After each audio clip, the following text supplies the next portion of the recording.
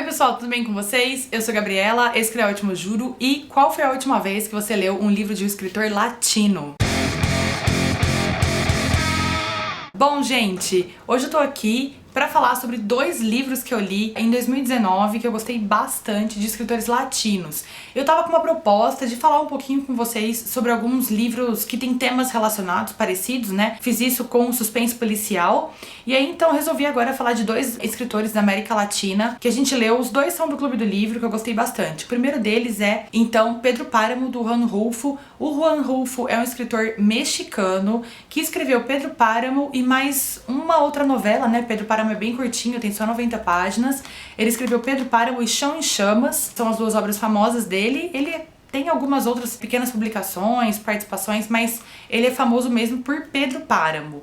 Então esse livro é muito doido, gente, muito doido mesmo. A gente tem aqui o nosso personagem principal, que é o Juan Preciado, que aqui bem no comecinho do livro, a mãe no leito de morte fala pra ele que ele tem que procurar pelo pai. O pai é o Pedro Páramo, né, que dá o nome ao livro, e ela fala que ele tem que encontrar então esse pai que o abandonou em algum momento da vida. Então ele, assim que a mãe morre, vai cumprir então essa promessa, e aí então em busca do pai ele vai até Comala, que é uma vila que é onde dizem que está Pedro Páramo. É uma história assim bastante diferente do que a gente tá acostumado, né, porque ele vai então viver essa aventura em busca do pai. E conforme ele vai chegando a Comala, ele vai conversando com algumas pessoas e todas elas têm algo a dizer sobre o Pedro Páramo. A primeira pessoa que ele encontra é um rapaz que diz que também é filho de Pedro Páramo, e aí ele começa numa história estranha ali, numa conversa, né? Que coisa estranha, como que ele também é filho do meu pai, né? O que acontece? E aí assim que ele chega nessa cidade, ele é recebido por algumas pessoas que conhecem a mãe dele, que conhecem a sua história, que conhecem o seu pai. Então assim, é uma aura de mistério muito grande ali, até que você vai ter o entendimento. Então, é um spoiler pra quem não leu o livro, se quiser parar, se quiser voltar depois, passar alguns segundos aqui na frente. Mas então a gente vai chegar na conclusão de que eles estão todos mortos, né? Então o Juan Preciado, ele está morto, ele está numa terra de mortos. Todo mundo ali conhece muito bem o pai dele, todo mundo tá ali há muitos anos. As histórias são muito estranhas, as pessoas são muito estranhas. Então assim, ele chega a conversar com uma mulher que diz pra ele que acabou de falar com a mãe dele e que a mãe dele disse que ele estaria chegando ali. Ele falou, mas minha mãe morreu, como assim, né? Como que acabou de falar com ela e ela avisou que eu chegaria? Então assim, é um realismo mágico maravilhoso, fantástico, né? E aí conforme a história vai andando, a gente vai entendendo então que o Pedro Páramo era um homem extremamente cruel, era um homem que era aquela figura do machão, assim, né? Aquela coisa que manda em todo mundo, que era dono daquele vilarejo. Então vem muito essa figura que é bastante típica da América Latina, daquele homem macho que manda em todo mundo, que a mulher tá muito abaixo dele, que tem poder sobre tudo e todos ao seu redor. Aquela figura bem coronelística, né, que a gente tá bem acostumado aqui nas histórias na América Latina. Então essa é bem a figura do Pedro Páramo, e a gente vai descobrindo então que ele era um homem terrível, né, e tudo que aconteceu, aí, enfim, a história vai andando, e é fantástico, gente, é incrível você, assim, o realismo mágico, o tanto que essa história é envolvente, o tanto que essa história te leva com ela, assim, e você não consegue parar, e enfim, maravilhoso, maravilhoso. Esse livro foi uma inspiração pro Mário Vargas Llosa e foi uma inspiração também pro Gabriel Garcia Marques, mas o que eu posso dizer é, depois de ler Pedro Páramo, nada vai justificar um livro ter 300, 400 páginas. A gente lê e fala, gente, ele é perfeito do começo ao fim, ele faz tudo que ele tem que fazer em, tipo, 90 páginas, e você nunca mais vai ler um livro de, tipo, 400 páginas com o mesmo olhar. Tudo que eu pego maior agora, eu fico com preguiça. Eu falo, que preguiça que eu vou ler esse livro. E vai ficar me enrolando, tipo, 100 páginas, né? Ele é enxuto, ele é perfeito do começo ao fim, sem tirar nem pôr. Enfim, é uma leitura que todo mundo tem que fazer, todo mundo tem que conhecer essa história. Ela é realmente incrível. E aí um outro livro que eu também venho indicar pra vocês é A Festa do Bode, do Mário Vargas Llosa. Acabei de falar dele, né? Então esse livro foi o nosso desafio de julho no Clube do Livro, porque ele é um livro muito longo, ao contrário do Pedro Páramo. Então A Festa do Bode é um livro que tem aí quase 500 páginas, né? Fez parte do nosso desafio de julho. Em julho a gente sempre lê um livro mais longo no clube, né? E esse foi a nossa escolha, então, pra esse mês. E, gente, que incrível!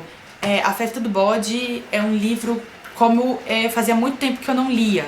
Então, o Mário Vargas Llosa vai se basear na ditadura do Rafael Trujillo, na República Dominicana. e vai contar um pouco de como foi essa ditadura, que foi uma das mais cruéis da América Latina. Então ele vai dividir essa história em 4 linhas, vamos dizer assim, né? Na verdade, 3 linhas de narrativas aí. Uma é a do próprio Rafael Trujillo, então a gente vai ver essa história pelo ponto de vista dele. O outro é pelo ponto de vista de uma filha de um dos ministros do Rafael Trujillo. E o terceiro é pelo ponto de vista dos rebeldes, dos revolucionários que estavam então tentando armar aí um golpe contra o Rafael Trujillo. Então a gente vai ter o desenrolar dessa história, claro que ela é muito baseada em fatos reais. A linha do tempo do Rafael Trujillo e a linha do tempo dos rebeldes aí que estão contra a ditadura são baseadas em fatos reais. Esses personagens todos existiram, essas pessoas existiram, né? Então a gente tá vendo tudo do ponto de vista deles, claro que romanceado de certa forma, mas os personagens são verídicos. Só a linha narrativa da filha do ministro, que é uma linha fictícia, essa moça não existiu, né? Apesar de ser, assim, muito verdadeiro, assim, a gente lê e parece que é real mesmo.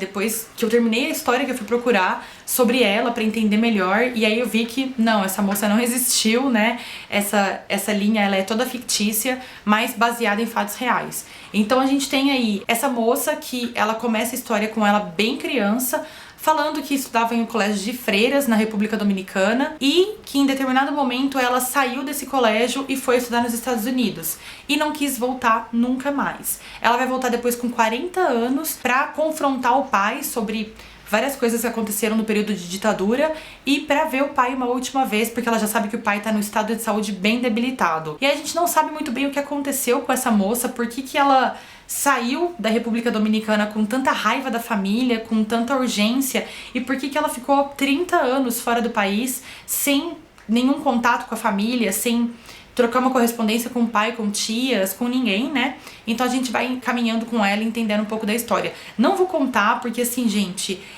ela vai falar o que aconteceu lá no finzinho do finzinho e é impressionante. É muito impressionante, eu não esperava por isso e fiquei bem assim, meu Deus, não acredito, né? Então não vou contar, porque senão vai estragar muito a história e a grande revelação dela, né? Mas então ela é uma moça extremamente inteligente, ela vai para os Estados Unidos para estudar e fica por lá, acho que ela trabalha num banco, se eu não me engano, e não volta nunca mais. A gente tem a história, então, também desses rebeldes que estão aí numa movimentação contra a ditadura, preparando um ataque contra o Rafael Trujillo. O objetivo deles é matá-lo, né? E aí não é muito spoiler, porque isso é baseado em fatos reais e a história, eles conseguem, né? Então, assassinar o ditador. E aí a história vai um pouco antes, quando eles começam a elaborar esses planos, até que eles realmente conseguem matá-lo, e um pouquinho depois quais foram as repercussões ali desse assassinato, desse golpe contra o ditador. E a história do Trujillo ele então, são vários vai e vens, né, então tem um pouco ele mais jovem, um pouco ele já mais velho como ditador, e até que ele é assassinado, e aí depois a história passa por uma visão familiar e o que aquela família vai fazer ali nesse pós-golpe, né. É um livro incrível, incrível. Ele tem um tom muito jornalístico, mas ao mesmo tempo ele é uma narrativa de romance e... Ai, gente, não sei explicar. Apesar dele ser muito grande, eu li também, assim, muito rápido, porque a gente fica muito preso na história. E ele intercala, então é um capítulo da moça, um capítulo dos rebeldes, um capítulo do ditador. Então, às vezes, ele é aquela coisa meio George Martin, que você termina um capítulo, quer voltar para aquela história, mas tem que ler os outros pra chegar até lá, então você tá sempre amarrado ali até o fim, né? Terminei querendo ler muitas outras coisas do Mário Vargas Llosa, nunca tinha lido nada dele. Eu acho que eu comecei, assim, muito bem, porque esse livro é maravilhoso, maravilhoso. Me fez pensar o quanto a gente sabe pouco sobre a história do nosso continente, o quanto a gente sabe muito pouco sobre a América Latina. Eu não conhecia nada da história da ditadura da República Dominicana, então pra mim foi um aprendizado. Eu gostaria de reler esse livro depois de estudar um pouco de história, da história do país, da história do que aconteceu ali, compreender um pouco mais e aí voltar pra essa leitura, porque realmente é incrível. Pra mim, assim, esse ano tem sido muito legal com essas experiências de livros de autores latino-americanos, e é uma sensação muito diferente a gente ler literatura latina e ler outras literaturas de outros países, outros continentes, enfim. É muito próximo da gente e é uma coisa muito familiar. Então, quando a gente lê, você tem um entendimento diferente, você sente que aquilo faz parte da sua vida, do seu dia a dia também. E eu acho que toca mais do que as outras literaturas. Eu acho que a literatura latina toca muito pra nós. Eu me senti assim, tanto com Pedro Páramo quanto com A Festa do Bode. Foram leituras maravilhosas e eu indico assim muito pra vocês. Leiam. parem um pouco e peguem esses livros em algum momento, porque eles valem muito a pena. É isso, gente. Espero que vocês tenham gostado desses vídeos mais de indicação, que não é bem uma resenha, né? É só um bate-papo rápido. Eu vou fazer mais vídeos assim, porque eu tenho vários livros atrasados que pra resenhar já tá um pouco descolado, já faz um tempo que eu li, mas que eu queria pelo menos indicar pra vocês. Me digam aqui se vocês estão gostando. Se você ainda não é inscrito no canal, não deixe de se inscrever. Se você gostou desse vídeo, dê um curtir aqui embaixo, me ajuda muito na divulgação. E todas as minhas redes sociais estão na descrição do vídeo, me sigam por lá também. Vejo vocês na próxima, muito obrigada. Tchau, tchau!